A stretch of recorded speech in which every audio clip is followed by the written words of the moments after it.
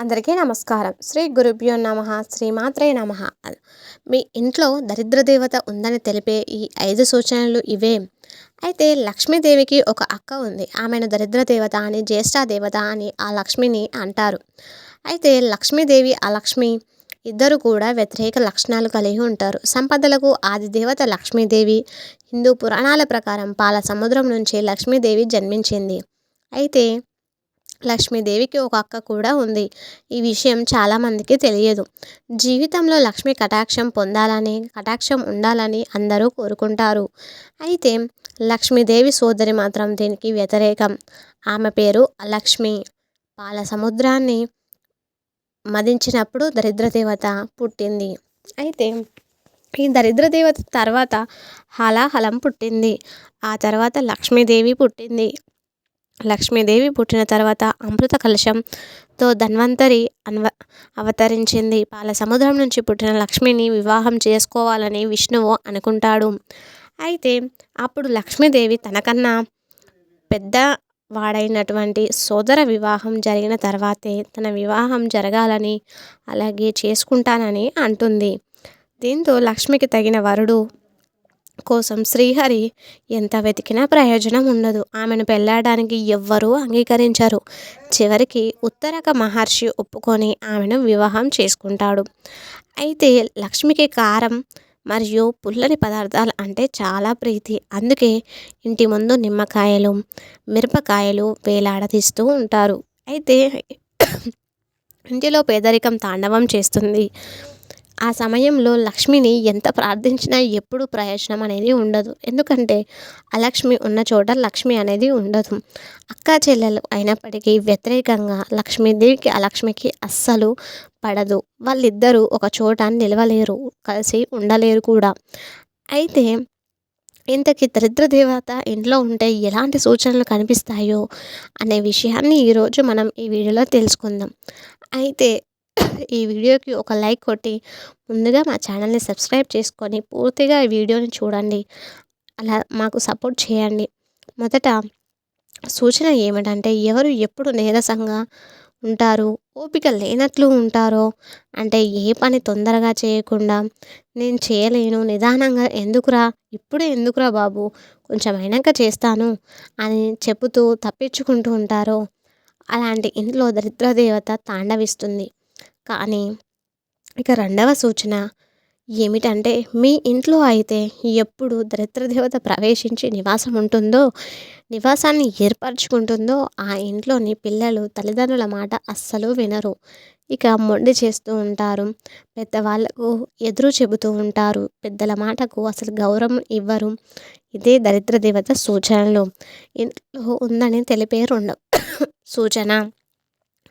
అయితే ఇక మూడవ సూచన ఏమిటంటే ఆడవాళ్ళు వట్టిగానే ఏడవడం. ఏ ఇంట్లో దరిద్ర దేవత తిష్ట వేస్తుందో, తాండవిస్తుందో ఆ ఇంట్లో ఆడవారు చిన్న విషయానికి కూడా ఏడుస్తూ ఉంటారు. చిన్న చిన్న మాటలకే అకారణంగా ఏడ్చేస్తూ ఉంటారు. అలా మీ ఇంట్లో ఎవరైతే ఉన్నారో మీ ఆడవాళ్ళు కూడా చీటికి మాటికి ఏడుస్తారా? ఉంటే అలా ఏడుస్తే మీ ఇంట్లో కూడా ఆ దరిద్ర దేవత తిష్ట వేసిందని గుర్తుంచుకోండి. ఇక ఇది దరిద్ర దేవత మీ ఇంట్లో ఉందని తెలిపే మూడవ సంకేతం. ఇక మీరు నాలుగవ సంకేతం గురించి ఏమిటంటే, అన్నం పప్పు తరచుగా మాడిపోవడం. ఎవరింట్లో అయితే పదే పదే అన్నం మాడిపోతుందో ఆ ఇంట్లో దరిద్ర దేవత తిష్ట వేస్తుంది. ఎందుకంటే అన్నం మాడిపోవడం వల్ల మీ ఇంట్లోని పెద్దవారు దాన్ని చూసి మిమ్మల్ని తిడతారు. అది గొడవకు కారణం. అంతే, దరిద్ర దేవత మీ ఇంట్లో ఉన్నట్టు. పప్పులు కూరలు మాడిపోతూ ఉంటాయో వారి ఇంట్లో దరిద్ర దేవత ఉన్నదని అర్థం చేసుకోవచ్చు. చాలామంది కూరలు మారిపోతే వాళ్ళకు మతిమరుపు వచ్చిందని అనుకుంటూ ఉంటారు. కానీ అది అసలు కానే కాదు. దరిద్ర దేవత ఇంట్లోకి వచ్చినప్పుడు కానీ అది ఆ కూరలో పప్పు మాడిపోతూ ఉంటుంది. ఇది దరిద్ర దేవత ఇంట్లో ఉందని నాలుగవ సంకేతం. ఇక మీరు ఐదవ సంకేతం ఏమిటంటే, దుర్వాసన. కొంతమంది ఇళ్ళల్లో సుగంధమైన వాసన వస్తుంది, అలాగే దుర్వాసన అనేది వస్తుంది. అయితే కొంతమంది ఇళ్ళల్లో ఒకే రకమైనటువంటి బూజులు, దుర్వాసన వస్తూ ఉంటుంది.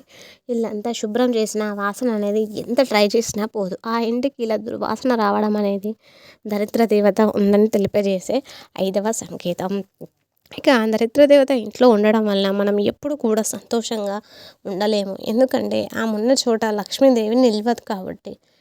ఎప్పుడు ఏదో ఒక కారణంగా బాధ పెట్టి మనల్ని పట్టి పీడిస్తూ ఉంటుంది. మరి దరిద్ర దేవతలను బయటకు పంపించాలంటే కొన్ని ప్రత్యేకమైన చిట్కాలను మీరు పాటించాల్సిన అవసరం ఉంది. అయితే ఆ చిట్కాలేంటో ఈరోజు వీడియోలో చూద్దాం. అయితే ముందుగా ఈ వీడియోని ఇప్పటివరకు చూసిన వారైతే లక్ష్మీదేవి అని ఒక చిన్న కామెంట్ అనేది మాకు చేయండి. తద్వారా మీ సపోర్ట్ మాకు చాలా అవసరం అండి. అయితే ప్రతిరోజు స్నానం చేసిన తర్వాత చిటికెడు నీటిలో పసుపును కలిపి ఆ నీటిని అన్ని గదుల్లో చల్లాలి. అలా చల్లితే దరిద్ర దేవత తొందరగా ఇల్లు వదిలి వెళ్ళిపోతుంది. దరిద్ర దేవత ఇంట్లో నుంచి వెళ్ళిపోగానే లక్ష్మీదేవి అనేది ఖచ్చితంగా వస్తుంది. అలాగే నెలకొకసారి బూజు దులిపి ఇల్లు శుభ్రం చేసుకుంటూ ఉండాలి. అలా చేయడం వలన దరిద్ర దేవత ఇంట్లో నుండి పారిపోతుంది. ఇక ప్రతిరోజు అగరబత్తులను వెలిగించండి. దీంతో పాటు ఎండు కొబ్బరి పొడిలో సాంబ్రాణి గుగ్గిలం కలిపి వారానికి ఒకసారి పొడితో ఇంట్లో ధూపం వేస్తే దెబ్బకు దరిద్ర దేవత మీ ఇల్లు వదిలి పారిపోతుంది. ఎందుకంటే ఆ ధూపం చాలా శక్తివంతమైనది. ఇలా దరిద్ర దేవతను ఇంట్లో నుంచి పంపించే సూచనలు కనిపించేవి. ఇటువంటి చిట్కాలు పాటించినట్లయితే తప్పక ఆ దరిద్ర దేవత మీ ఇంటిని వదిలి పారిపోతుంది.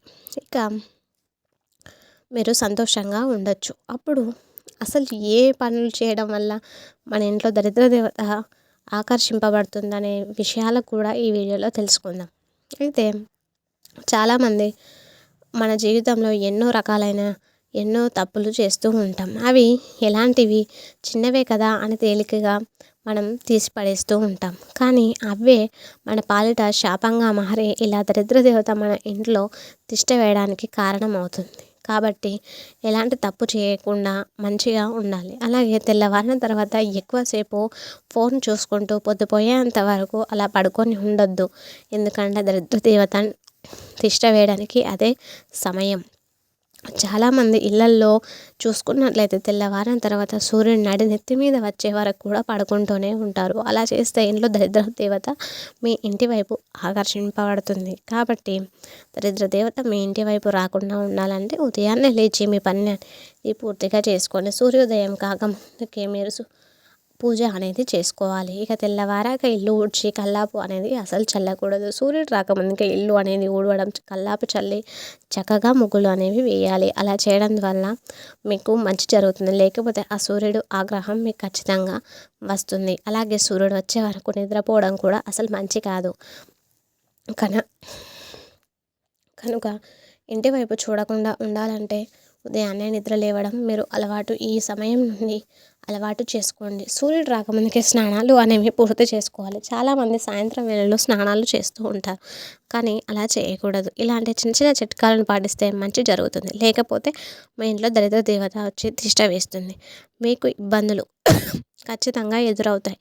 అలాగే ఉదయం నిద్ర లేచిన తర్వాత చక్కగా దుప్పటిని అనేది మడత పెట్టుకొని శుభ్రంగా ఉంచుకోవాలి. లేకపోతే మీ ఇంట్లో ఎవరైతే దుప్పటిని వారే మడత పెట్టుకోవాలి వదిలిస్తారో వారి ఇంట్లోకి దరిద్ర దేవత తిష్ట వేస్తుంది, ఆకర్షింపబడుతుంది. అందుకే మంచం దుప్పటిది మడత పెట్టాల్సిందే.